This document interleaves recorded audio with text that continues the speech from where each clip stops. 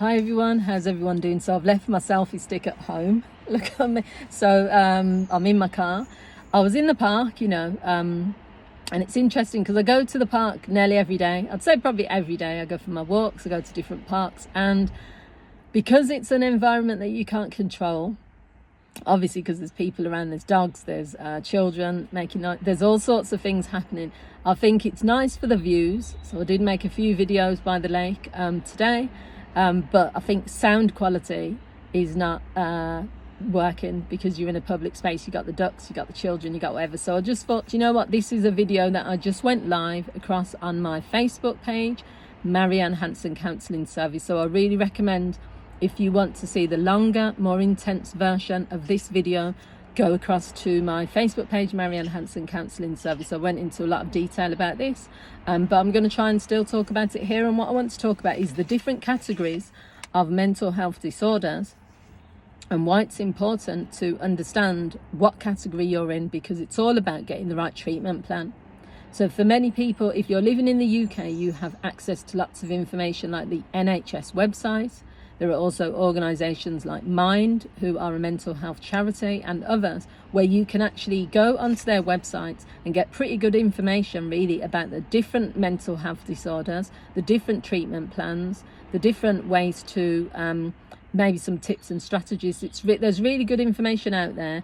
So I just want to go through the four. There's more than four, but these are sort of one of the four main ones. So you have anxiety disorders. So anxiety disorders are defined by people having disproportionately high levels of fear, anxiety and avoidance in response to certain objects or situations. So an example of these disorders could be agoraphobia, general anxiety disorder, separation anxiety, phobias, social anxiety or panic disorder. So the reason why it's really important to know what it is, what type of anxiety you have, this is my opinion, is because that will determine sometimes the treatment plan or the course of action. So if you're treating someone for social anxiety or a fear of being around people or fear of being judged when they're around people, or someone with situational anxiety, so they've got an exam coming up and that's what's making them anxious, you're not going to treat that person in the same way as someone who's got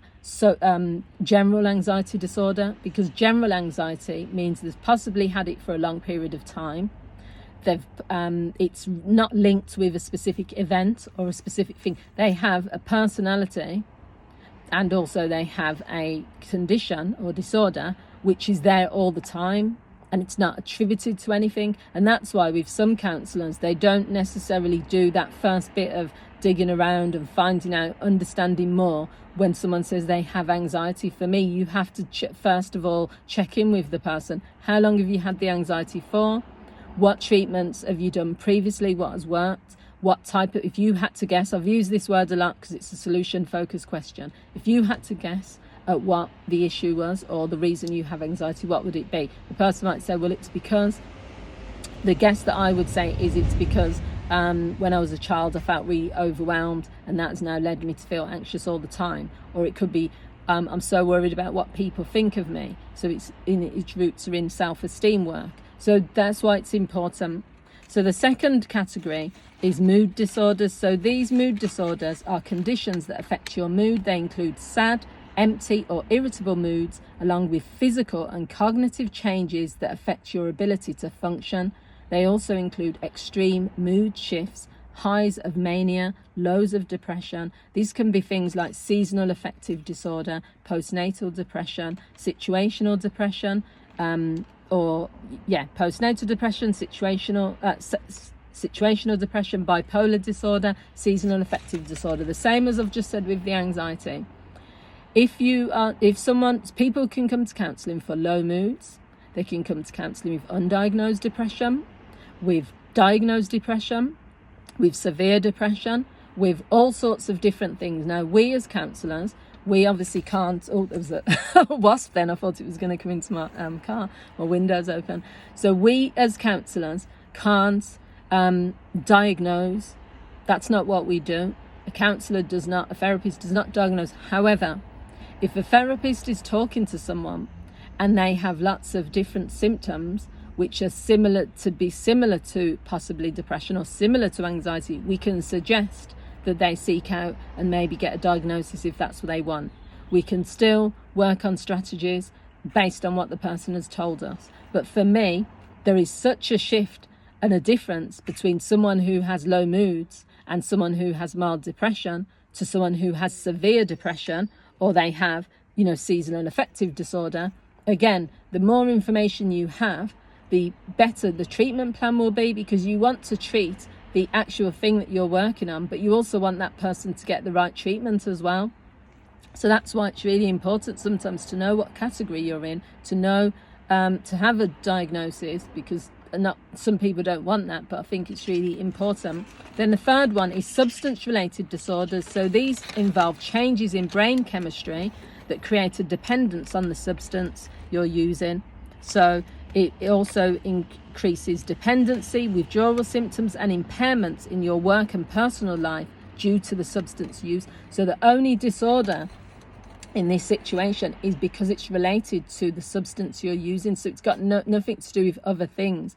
It's the chemical responses your brain is having which cause you then to, so if you're using, it talks about alcohol use disorder, which is the disorder, and addiction, opioid use, substance misuse, and it says that in all of these things there is an addiction. So first of all, you as a counsellor, you would either have to be an addiction counsellor, this is my opinion, or you have to have some experience or knowledge and specialist training.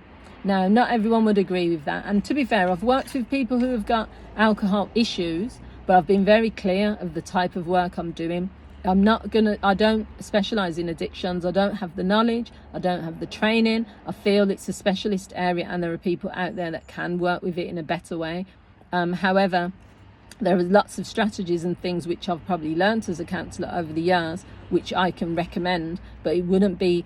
and I also think you can do damage as well, because if someone has got a severe addiction to a substance, whether that's alcohol, drugs or anything else, and they're not getting the right type of treatment, then it actually can be more damaging, because maybe they need rehab, maybe they need medical advice really to figure out how we can slowly withdraw you from the substance. So speaking to a counsellor who knows those things but also has specialist knowledge is usually like the combined treatment plan that people will probably normally get. And the final one is schizophrenia and related disorders. So these are defined by challenges in one or more of these 5 areas, either hallucinations, disorganized thought or disorganized speech, abnormal movements, lack of motivation, pleasure or lack of pleasure or emotional expression. So when we hear these stories where you see people that have done really horrific things, they've just killed or harmed someone, or where they are just walking around with blank expressions, or where they're talking about hearing voices or seeing things, then that would fall into these categories of schizophrenia and related disorders. So it can be postnatal psychosis, it can be schizotypal personality disorder, psychotic disorder, or delusions as well. So people with these types of disorders definitely need a different type of treatment. Now, it could be sometimes where they have to be in an institution to protect themselves and to protect others. They would probably need medication. I'm guessing in most cases, I can't imagine that they wouldn't need to be on some type of medication. They would probably, the counselling side or the therapeutic process wouldn't probably work at some points within this person's journey, because if someone is having delusions or hallucinations, or they are making like threats to hurt themselves or other people, when they're in that psychotic state, speaking to a therapist is probably not the treatment plan that's going to be available. And that's why, as I've said, with all of these things, going onto websites sometimes and finding out more, but also speaking to a doctor and getting the right diagnosis will take you down the right treatment plan. There is never one set of treatment for any issue, because people are human beings and they're individual. However, I do think as a counsellor, for me personally, I feel I have to have that responsibility where I, make sure that people are getting the right treatment. And if that means getting more information or getting more of a diagnosis or an assessment, then sometimes that's good as well. So thanks for watching, everyone. I hope you found this video useful. If you have, share this with other people. Also, don't forget you can check out my other social media platforms. I'll put them in the descriptions. Thanks for watching, and I'll speak to you soon. Bye.